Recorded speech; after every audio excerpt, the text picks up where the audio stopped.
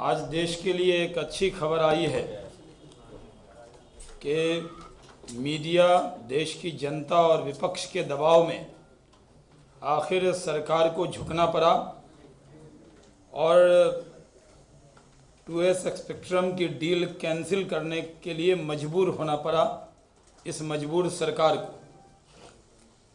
यह डील समाप्त हो गया है, पर देश की जनता के सामने ये सवाल खड़े कर गया है जिसका जवाब देना माननीय प्रधानमंत्री से हम जानना चाहते हैं, क्योंकि ये मामला सीधे प्रधानमंत्री के ये विभाग उनके अधीन है। हम प्रधानमंत्री जी से पूछना चाहते हैं कि स्पेस कमीशन के आपत्ति के बावजूद यह डील क्यों किया गया। इसे वन साइडेड डील के पीछे किसका दबाव था। आखिर एस बैंड स्पेक्ट्रम डील सरकार ने किस मजबूरी के तहत किया, और जबकि जुलाई 2010 में यह डील कैंसिल करने का निर्णय लिया गया तो उस वक्त से 7 महीने क्यों लगे। और यह सिर्फ डील खत्म करने से अपराध खत्म नहीं होता है। हम ये मानते हैं कि आज जो देश का माहौल है भ्रष्टाचार के खिलाफ, जिस तरह से मीडिया ने, जिस तरह से देश की आवाम ने और विपक्ष ने इस मुद्दे को मजबूती से उठाया, आखिर सरकार को हमने मजबूर किया और ये हम देश के लिए बड़ी जीत और बड़ी उपलब्धि मानते हैं।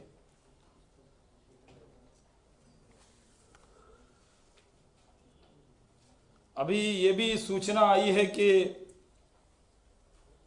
देवास कंपनी इस डील के तहत कुछ कानूनी कार्रवाई करना चाहती, लेकिन आखिर ये जो कदम है वो देर से लिया गया दुरुस्त कदम, देर आए दुरुस्त आए। और इसमें सबसे बड़ी वजह एस बैंड स्पेक्ट्रम डील पर विपक्ष और मीडिया का दबाव रहा। और हम कई बार कहते हैं कि जब हमने 2G स्पेक्ट्रम का मामला उठाया तब कांग्रेस के लोग संसद में मखौल उड़ाते थे। हमने जब राजा का विषय उठाया तो राजा को पूरी कांग्रेस ने जबरदस्त बचाव करना चाहा पार्लियामेंट के फ्लोर पर। और अगर हमने 2G स्पेक्ट्रम में मजबूती से इस मुद्दे को न उठाया होता तो 3G स्पेक्ट्रम में करीब 1.5 लाख करोड़ का जो सरकार को फायदा हुआ वो नहीं होता। कई बार संसद में मजबूती से अपनी बात रखने का सिर्फ घंटों में नुकसान गिना जाता है कि संसद स्थगित हुई, लेकिन उसका वो दबाव देश को बड़ा लाभ देता है। और उस वक्त भी जब एस बैंड स्पेक्ट्रम डील के बारे में भारतीय जनता पार्टी ने लगातार इस विषय को उठाया तो प्रधानमंत्री जी को विवश होना पड़ा। मीडिया के सामने वो सवाल का जवाब उनको देना पड़ा और उसमें सबसे बड़ी बात ये रही कि आज ये शुभ समाचार मिला कि ये डील समाप्त हुई है। हमारे लिए आज और एक शुभ समाचार है जो भारतीय जनता पार्टी के लिए बहुत उत्साहवर्धक है। हमारे झारखंड के मुख्यमंत्री श्री अर्जुन मुंडा भारी वोटों से चुनाव जीते हैं। छत्तीसगढ़ में हम बालोद की सीट जीते हैं। मध्य प्रदेश में हम 2 सीट जीते हैं, जो पहली बार करीब 15 साल बाद हम जीते।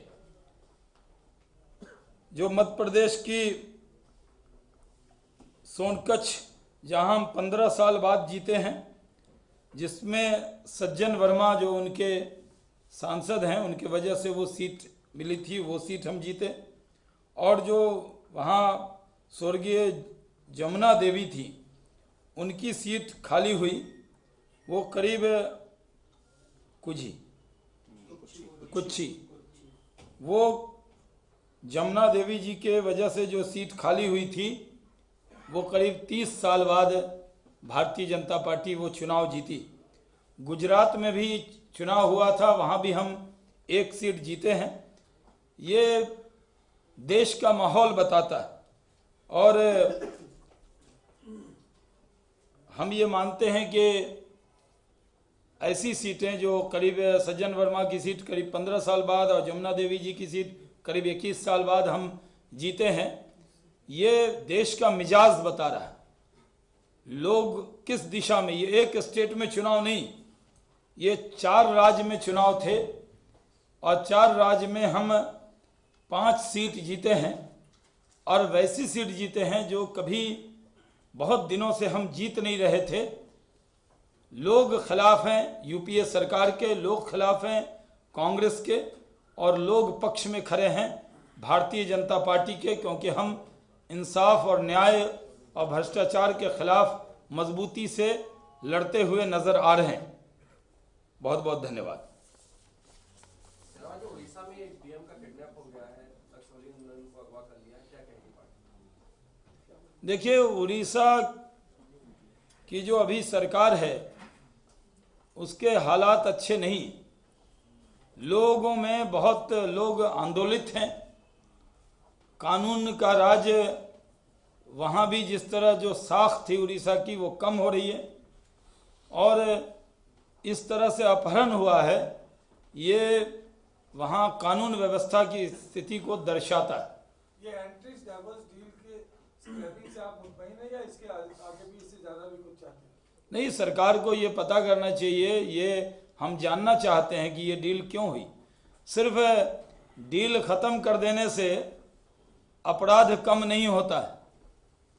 हम ये मानते हैं कि कानूनी कार्रवाई होनी चाहिए कि ये डील इतना बड़ा S-बैंड स्पेक्ट्रम जो करीब जो सेना के लिए, देश के लिए इतना स्ट्रेटजिक, जिसका महत्व था, उसको करने की हिम्मत और जुर्रत कैसे की। ये मीडिया की, देश के अवाम की और विपक्ष की का दबाव है, नहीं तो ये डील तो हो ही गई थी। जो आपने करप्शन में 3 करप्शन के बड़े इशू मुद्दे उठाए, ये चौथा मुद्दा और इंक्लूड करेंगे या ये अलग है और वो 3 मुद्दे अलग रखे हैं? इस पर चर्चा हम जरूर करना चाहेंगे। ये हमारे लिए इस बात की हमें तशफ़ी है कि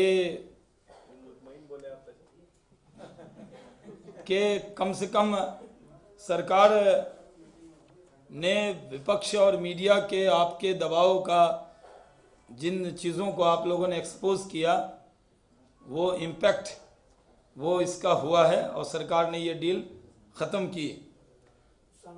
लेकिन जेपीसी को ऐसा और जी, क्योंकि कल प्रधानमंत्री जी ने, आज जब मैं अखबार की कटिंग पढ़ रहा था तो उसमें मैंने ये देखा कि उसमें बीजेपी का बयान तो था ही, लेकिन आपने जो विषय दिया है उसमें हर अखबार की पहली सुर्खी थी कि मैं मजबूर हूँ।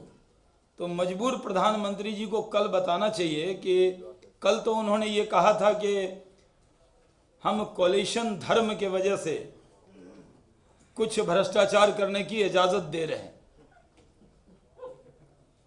देश इसके लिए कभी तैयार नहीं होगा। प्रधानमंत्री जी खुद चुनाव लड़ते नहीं है, दूसरे को चुनाव के लिए डराते। कह रहे हैं हर 6 महीने पे चुनाव में जाना पड़ेगा, तो हर 6 महीने पे आप जाएंगे और जनता के निर्णय के बारे में आपको ज्योतिषी तो है नहीं।